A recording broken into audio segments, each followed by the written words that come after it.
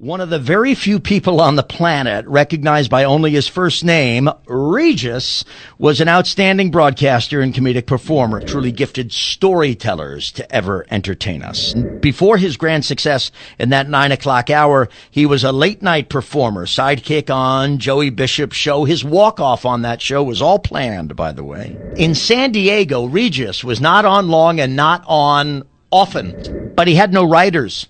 So that's where he was compelled to create what is now called that host chat segment, the first 22 minutes, where they just talk about the night. All right, so last night up there, and there's Gifford.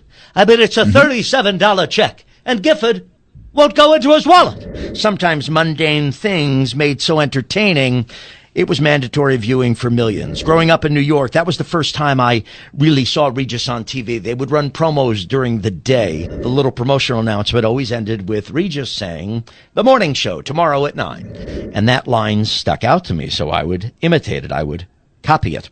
And I'd run around the house like a 10-year-old saying, "The morning show tomorrow at 9." And I started doing Regis on the radio for a lot of different radio stations, and Regis would catch wind of it in strange places like New York City cabs, where people believed I was really him calling in. And he was in Boston one day doing a show, and the host said to the audience, "Oh, by the way, this is a real Regis, not the guy who calls it." He said, "I got to see this guy."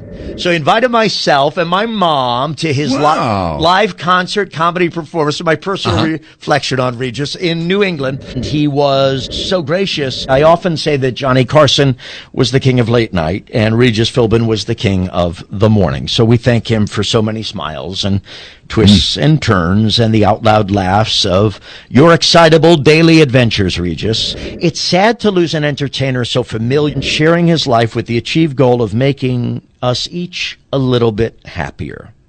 And I'm proof that he was more than successful, because at that concert backstage, I took a picture, and it's a 20-year-old me, Don. Don't I look happy in that picture? Look at you. Yes. You both have something interesting going there. Hair.